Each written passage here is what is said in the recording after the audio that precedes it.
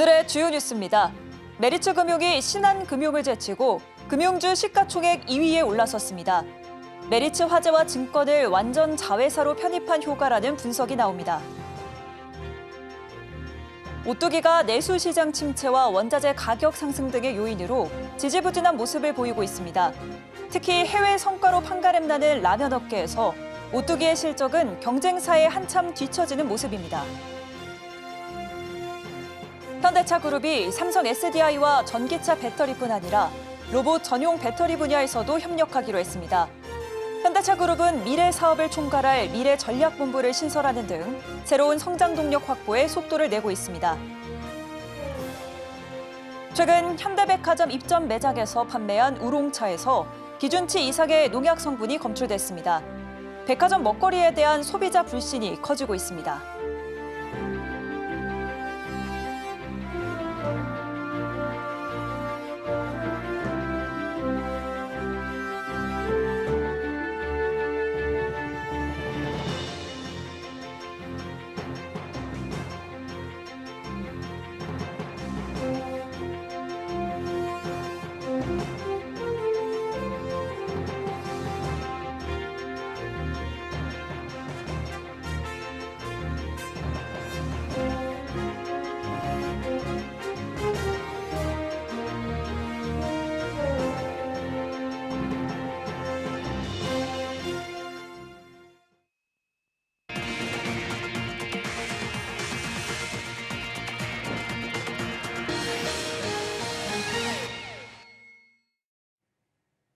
여러분 안녕하십니까?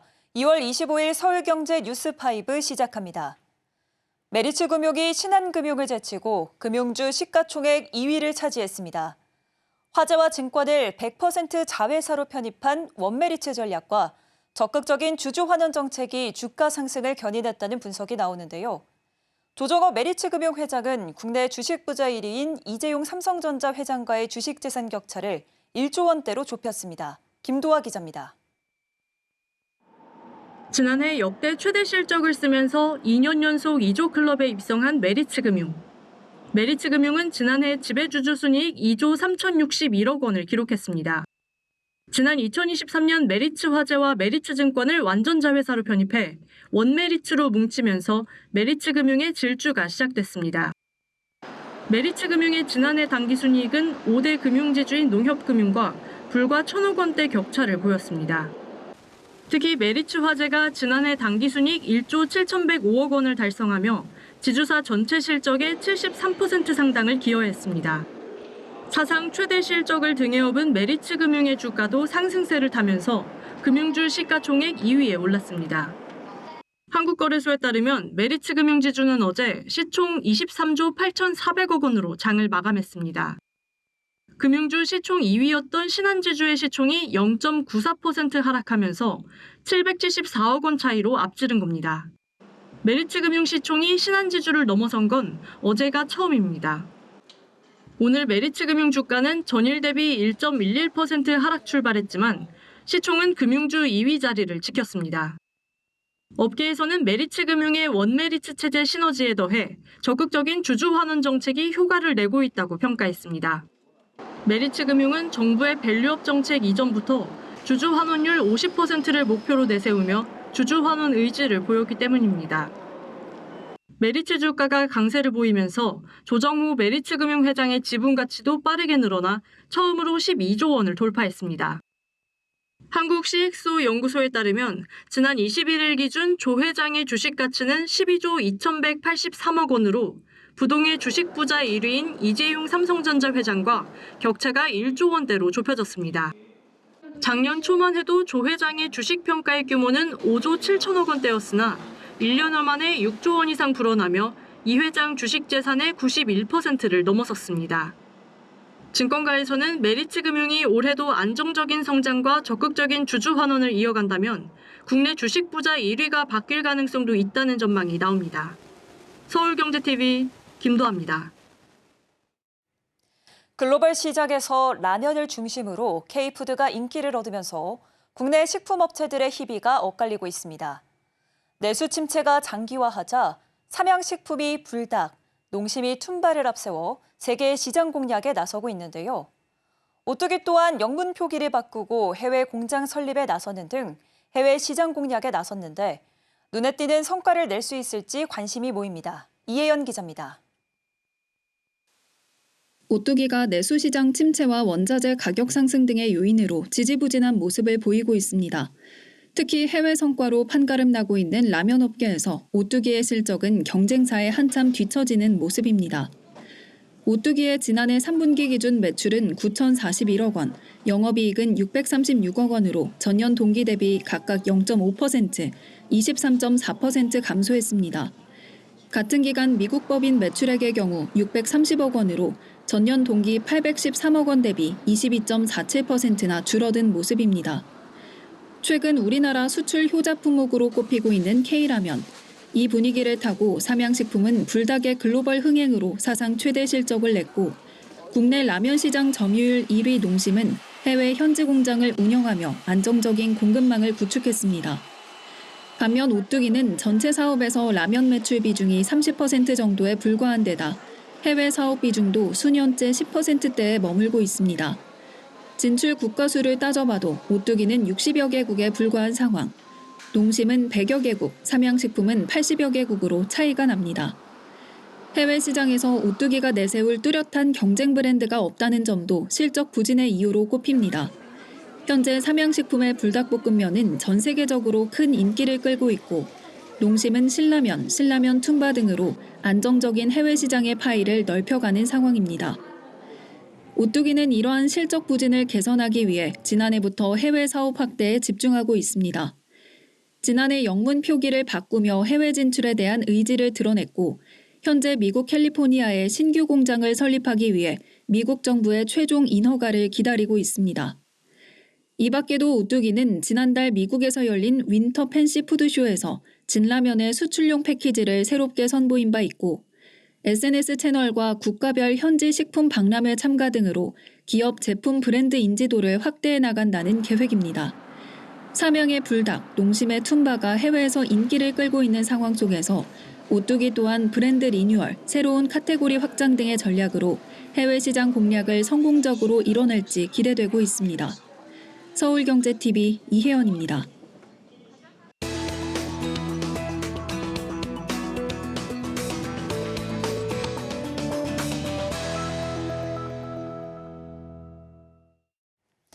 현대차그룹이 삼성 SDI와 전기차 배터리뿐 아니라 로봇 전용 배터리 분야에서도 협력하기로 했습니다. 정의선 현대차그룹 회장은 그간 신사업 발굴을 통한 새로운 성장 동력 확보를 강조해 왔는데요. 현대차그룹은 지난달 조직 개편에서 미래전략본부를 신설하는 등 미래 사업 발굴에 속도를 내고 있습니다. 산업일보 이혜란 기자 나왔습니다. 안녕하세요. 네, 안녕하세요.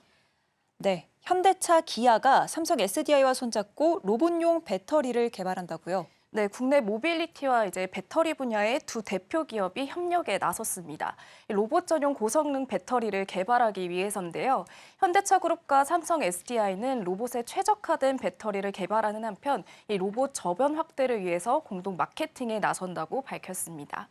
양사는 이전부터 전기차 배터리 협력을 해왔는데 이 올해 로봇 배터리 분야로 협력의 범위를 확장한 겁니다. 현재 대부분의 로봇 배터리는 전용 배터리가 없어서 경량 전기 이동수단 등에 쓰이는 배터리가 주로 사용되어 왔는데요. 이 로봇은 배터리를 탑재할 공간이 제한적이고 또 규격에 맞춰 작은 셀을 적용하면 출력 용량이 줄어드는 등 여러 고질적인 문제가 있었습니다. 따라서 이번 협업을 통해서 양사는 배터리 형태를 제한된 공간에서 최적화하고 또 동시에 에너지 밀도를 높여서 출력과 사용 시간을 대폭 늘릴 수 있는 그런 로봇 전용 고성능 배터리를 개발하기로 한 겁니다. 네, 현대차는 얼마 전에 조직 개편에서 미래 사업을 총괄할 부서도 새롭게 신설을 했죠. 네, 트럼프 2기 행정부가 출범하면서 이 자동차 업계에도 고관세 리스크가 거론이 되고 있고 또 가성비를 내세우는 중국 BYD 같은 신흥 강자가 떠오르면서 이 전통적인 자동차 사업을 영위하던 기업들은 그 어느 때보다도 그 경영 환경이 굉장히 불확실한 상태입니다. 그만큼 현대차그룹도 신사업 발굴을 통해서 이 새로운 먹거리 확보에 힘을 쏟는 것으로 풀이가 되고 있습니다. 이 현대차그룹은 지난달 단행한 조직 개편에서 미래 사업을 총괄할 신설할 미래전략본부를 새롭게 신설했습니다. 이 산업 변화에 대응하기 위해서 발빠르게 조직 개편에 나선 건데요. 미래전략본부는 장재훈 현대자동차 부회장이 총괄하는 기획조정 담당 산하에 배치된 것으로 알려졌습니다.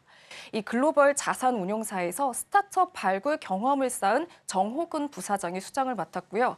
이 신설된 미래전략본부는 인공지능과 로봇, 그리고 자율주행 등 미래 사업 분야와 관련된 준비, 그리고 투자 업무를 담당하게 됩니다. 네, 현대차는 미래 사업에 22조 원이 넘는 대규모 투자 계획을 내놨잖아요. 어떤 분야일까요? 네, 현대차는 이제 지난해 8월에 개최한 CEO 인베스터 데이에서 중장기 전략인 현대웨이를 발표하면서 2024년부터 향후 10년 동안 모빌리티 게임 체인저 전략 분야에 22조 1천억 원을 투자하겠다고 계획을 밝힌 바 있습니다. 이 모빌리티 게임 체인저 전략은 소프트웨어를 중심으로 진화하는 자동차, 이 SDV로의 전환, 그리고 자율주행 기술 고도화, 미래 항공 모빌리티, 로보틱스와 같은 이 다양한 모빌리티 신사업을 추진하는 것을 포함하고 있는데요. 이 모빌리티 생태계 변화를 주도한다는 그런 계획입니다. 네, 지금까지 이혜란 기자와 이야기 나눠봤습니다. 오늘 말씀 고맙습니다.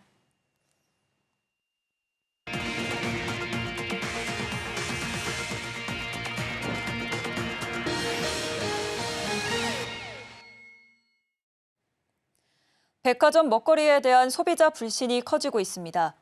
최근 현대백화점 입점 매장 드링크 스토어에서 판매한 우롱차에서 기준치 이상의 농약 성분이 나와 식품의약품안전처로부터 검찰에 고발됐죠. 앞서 롯데백화점에선 입점 베이커리 업체의 빵에서 제습제 알갱이가 나와 논란이 되기도 했는데요. 잊을만 하면 터지는 백화점 먹거리 문제, 김수윤 기자입니다. 현대백화점 입점 카페 드링크스토어 우롱차에서 기준치 이상의 농약 성분이 검출되면서 백화점 먹거리에 대한 불신이 커지고 있습니다. 소비자들 사이에선 백화점에서 파는 제품은 프리미엄이란 인식이 컸는데 이번 사건으로 배신감이 든다는 목소리도 나옵니다. 식약처 조사 결과에 따르면 현대백화점 무역센터점과 중동점 내 드링크스토어는 지난해 4월부터 9월까지 약 5개월간 불법 수입된 차를 판매한 것으로 드러났습니다. 특히 우롱차에서 살충제 성분인 디노테퓨란이 기준치를 초과해 검출돼 충격을 줬습니다. 이 성분은 구토, 설사, 복통, 어지럼증을 유발할 수 있는 물질로 알려져 있습니다. 드링크스토어는 5개월간 약 15,890잔의 차와 음료를 판매했습니다. 현대백화점은 정지영 대표이사 명의로 사과문을 내고 고객 환불과 재발 방지를 약속했지만 논란은 계속될 전망입니다.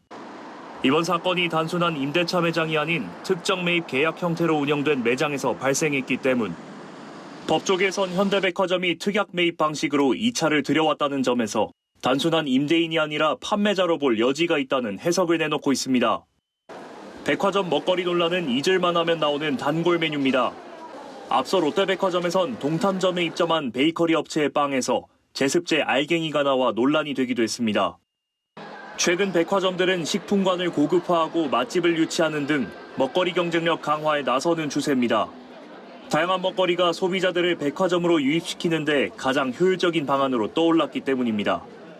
이런 가운데 유명 백화점에서 판매된 제품에 유해 물질이 포함된 것으로 확인되면서 소비자들의 불안감은 더욱 커질 전망입니다. 서울경제TV 김수윤입니다. 정부가 부산, 광주, 대전 등 비수도권 지역 전략 사업이 추진될 15곳을 선정했습니다. 이 사업을 위해 여의도 면적 15배 규모의 개발 제한 구역도 해제하기로 했는데요. 기업이 산업단지와 물류단지, 주택을 많이 지을 수 있도록 해 지역 경제를 활성화시킨다는 전략입니다. 이지영 기자입니다. 국토교통부가 오늘 국무회의 심의를 통해 그린벨트 해제가 가능한 비수도권 국가 지역 전략 사업 15곳을 선정했습니다. 사업 실현 가능성이 높고 지역 경제 활성화 효과가 큰 사업을 중심으로 지역 전략 사업을 선정한 겁니다. 부산권에선 강서구 제2에코델타시티와 트레이포트 물류지구, 해운대 첨단 사이언스파크 3곳이 선정됐습니다. 특히 주거와 상업 업무, 산업 물류 공간을 복합적으로 조성하는 제2에코델타시티는 사업비가 11조 3,143억 원에 달해 지역 경제의 온기를 돌게 할 것으로 기대를 모으고 있습니다. 창원권에선 진해신항 항만배후단지, 의창 도심융합기술단지 등이 선정됐고 울산권에선 수소 융봉합밸리 산단, 유밸리 일반 산단 등이 지역 전략사업으로 결정됐습니다. 광주권에선 광산구 미래차 국가산단 등이 선정됐고 대전에선 유성구 나노반도체 국가산단이 선정됐습니다. 지역 전략사업 15곳 중 10곳이 산업물류단지 조성사업, 나머지 5곳은 환경평가 1, 2등급지 비율이 높거나 지자체의 그린벨트 해제 총량이 부족해 사업을 추진하기 어려웠던 곳입니다. 정부는 지자체의 해제 총량을 늘려 개발이 가능하도록 할 방침입니다. 이 같은 조치는 2008년 이명박 정부 때 이후 17년 만입니다. 지역 전략사업 15곳에서 해제를 검토하는 그린벨트 면적은 총 42제곱킬로미터, 여의도 면적의 14.5배 수준입니다. 정부는 규제를 풀어 기업이 산업단지, 물류단지와 주택을 더 많이 지을 수 있도록 해 지역 경제를 활성화한다는 보관입니다. 한편 그린벨트 해제는 개발계획 수립과 관계기관 협의, 예비 타당성 조사 등을 거쳐 이르면 내년부터 순차적으로 이뤄질 전망입니다. 서울경제TV 이지영입니다. 한국은행 금융통화위원회가 만장일치로 기준금리 인하를 통해 경기 부양에 나섰습니다.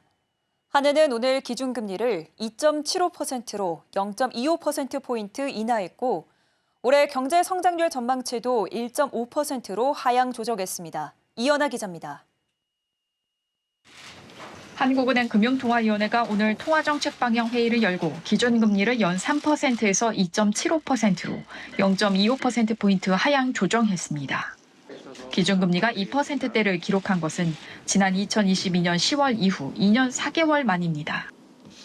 이번 금리 인하는 금통위원 전원 일치 의견인데 무엇보다 내수 부진 장기화와 미국 관세 정책에 따른 수출 둔화, 저성장 우려가 커지자 경기 부양에 나선 것으로 분석됩니다. 무엇보다 금년 중 성장률이 크게 낮아질 것으로 전망됨에 따라 경기 대응을 위해 기준금리를 추가 인하했습니다. 한은 금통위는 기준금리 인하 배경에 대해 외환시장의 경계감이 여전하지만 물가 상승률 안정세와 가계부채 둔화 흐름이 지속되는 가운데 성장률이 크게 낮아질 것으로 전망된다며 기준금리를 추가 인하해 경기 하방 압력을 완화하는 것이 적절하다 판단했다고 밝혔습니다. 앞서 한은 금통위는 지난해 10월, 11월 두 차례 연속 기준금리를 0.25%포인트씩 인하했고 지난달 환율 불안 등을 감안해 기준금리를 동결한 바 있습니다. 한은은 올해 경제 성장률 전망치를 기존 1.9%에서 0.4%포인트 낮춘 1.5%로 발표했습니다. 이번 성장률 전망치는 한국개발연구원 1.6%, 정부 1.8%, 국제통화기금 2%, 경제협력개발기구 2.1%보다 낮습니다. 한은 이창용 총재는 금통위 직후 기자간담회에서 이번 성장률 전망에 대해 중립적인 수준이라고 생각한다며 향후 상방 요인과 하방 요인이 모두 작용할 수 있다고 말했습니다. 이어 이 총재는 1.5% 이상 성장하려면 재정정책과 공조가 필요하다 밝히며 지난달에는 계엄 사태 등 국내 상황이 중요 요인으로 이번 전망에는 미국 트럼프 행정부의 관세 정책 불확실성이 영향을 미쳤다고 설명했습니다. 서울경제TV 이연아입니다. 유명한 식음료 관련 매물이 인수합병 시장에 잇따르고 있습니다. 런던 베이글, 타르틴 베이커리, 성경김 등인데요. 트렌드, 새롭고 핫한 새로운 맛에 민감한 F&B 업종 특성상 불황 속에서 새 주인을 찾을 수 있을지 관심이 모입니다. 김보연 기자입니다. 올해도 M&A 시장에 유명한 F&B 관련 매물이 잇따라 등장하고 있습니다. 런던 베이글 뮤지엄, 아티스트 베이커리, 레이어드, 하이웨이스트 등 베이커리 브랜드로 유명한 LBM과 지도표 성경김으로 알려진 성경식품, 타르틴 베이커리를 운영하는 타르틴 코리아 등입니다. 다만 트렌디함, 핫하고 새로운 맛에 민감한 F&B 업종 특성상 투자 회수의 불확실성을 두고 밸류에이션엔 상당한 이견이 존재하는 만큼 연내 새로운 주인을 찾을 수 있을지 관심이 주목됩니다. 투자자를 찾지 못하는 가장 큰 걸림돌은 높은 몸값입니다. 성경식품과 LBM의 희망가는 모두 3천억 원대로 알려졌는데 거래 배수는 모두 약 20배 안팎입니다. LBM 측이 주장하고 있는 지난해 기준 삼각정 영업이익을 기준으로 해도 15배로 평균보다 높은 수준입니다. 앞선 딜을 보면 최근 포레스트 파트너스는 육류 프랜차이즈 명륜진사갈비를 1,600억 원에 인수했는데 거래 배수는 약 5배가 적용됐습니다. 비교적 낮은 배수지만 최근 성장성이 더딘 외식업계 상황상 이마저도 높아 부담이 적지 않을 것이라는 평가가 나오고 있습니다. 이외 앵커 에쿼티 파트너는 투썸플레이스를 거래 배수 약 10배를 적용한 가격에 인수해 칼라일에 약 13배를 적용해 넘겼고 유니스는 공차를 약 7배에 인수해 TA 어소시에이츠에 약 11배의 매각, VIG 파트너스는 버거킹을 약 8배에 인수해 어퍼니티에 약 11배를 넘기며 엑시트했습니다. 새로움을 넘어서 해외까지 가맹 확장 여력을 보여줄 수 있는가가 관건으로 보입니다. 서울경제TV 김보안입니다. 모빌리티 업계가 기업 고객 확보에 나서며 기업 간 거래 사업을 본격화하고 있습니다. 차량 탑재용 경로 안내 서비스는 물론 비즈니스 전용 차량 예약 서비스도 선보였는데요. 경쟁이 심화된 기존 개인 소비자 중심 사업에서 벗어나 B2B 시장에서 새로운 먹거리를 찾는 모습입니다. 이수빈 기자입니다. 모빌리티 업계가 기업 고객 확보에 주력하고 있습니다. 개인 고객 중심 서비스에서 벗어나 기업 간 거래 시장에서 새로운 활로를 모색하는 모습입니다. 팀의 모빌리티는 강점인 방대한 데이터를 기반으로 기업 대상 서비스를 육성 중입니다. 특히 모바일로만 사용할 수 있었던 팀앱을 차량 탑재용으로 개발한 팀앱 오토를 중심으로 B2B 사업 확장에 나서고 있습니다. 기아를 비롯해 BMW, 벤츠, 제규어 랜드로버 등 고객사를 늘리고 있는데 팀앱은 이 서비스 매출을 내년까지 20에서 30% 올리겠다는 계획입니다. 카카오 모빌리티는 업무용 이동에 특화된 서비스인 카카오티 비즈니스를 통해 기업 고객 선점에 나서고 있습니다. VIP 의전, 외국인 고객 이동 등 비즈니스에 최적화된 택시 예약 기능을 비롯해 콘퍼런스 진행을 위한 대규모 예약도 가능하도록 했습니다. 우버는 지난 20일 우버4 비즈니스라는 기업 대상 서비스를 국내 론칭하고 B2B 시장에 도전장을 냈습니다. 우버4 비즈니스는 외근, 출장 등 업무 이동에 최적화된 차량 서비스와 간편한 경비 처리 시스템을 제공합니다. B2B 서비스 이용 시에도 별도의 추가 비용이 없습니다. 모빌리티 업계가 이같이 기업 고객 확보에 나서는 건 사업군 확대를 통해 새로운 수익원을 확보하기 위해서입니다. 모빌리티 시장에서 경쟁이 심화되면서 기존 개인 고객 대상 서비스의 경우 사실상 포화 상태에 이른 상황. 서비스 영역을 확장해 기존 사업 모델의 한계를 극복하려는 전략입니다. 우버 등 후발주자 업체도 B2B 시장에 새롭게 발을 뻗으면서 기업 고객 확보 경쟁은 더욱 치열해질 전망입니다. 서울경제TV 이수빈입니다. 현대 엔지니어링이 오늘 발생한 서울 세종고속도로 909 교량 붕괴 사고와 관련해 사과했습니다. 현대 엔지니어링은 당사 시공 현장의 인명사고로 소중한 생명을 잃고 부상을 입은 분들께 진심으로 머리 숙여 사과드린다고 밝혔습니다. 아울러 현재 조속한 현장 수습과 정확한 사고 원인 규명을 위해 관계기관에 적극 협조하고 있다며 모든 노력과 필요한 조치를 다하겠다고 말했습니다. 이번 사고는 교량 연결 공사 작업 중 교량을 떠받치던 철제 빔 구조물이 무너져 내리면서 발생한 것으로 알려졌습니다. SK그룹이 오늘 서울 종로구 SK 서린빌딩에서 주요 계열사 CEO 20여 명이 참석한 가운데 최창원 수펙스 추구협의회 의장 주재로 회의를 열었습니다.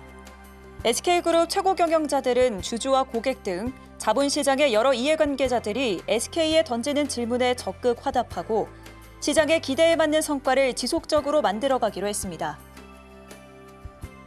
임단협을 둘러싼 노사 갈등으로 창사 이래 첫 부분 직장 폐쇄를 단행한 현대제철의 서강현 사장이 오늘 담화문을 통해 노조의 파업 철회를 촉구했습니다.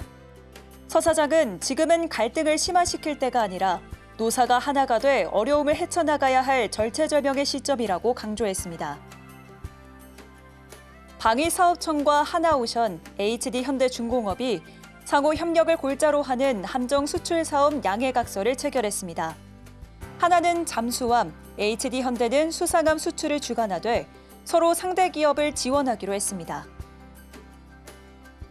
대방건설이 이른바 벌떼 입찰 등을 통해 따낸 공공택지를 총수 2세 회사에 넘겨주는 등 부당 지원 행위를 했다가 200억 원대 과징금을 부과받았습니다. 공정거래위원회는 오늘 이 같은 조사 결과를 발표하고 대방건설을 검찰에 고발했습니다. 서울경제 뉴스5 저희가 준비한 소식은 여기까지입니다. 함께해 주신 여러분 고맙습니다.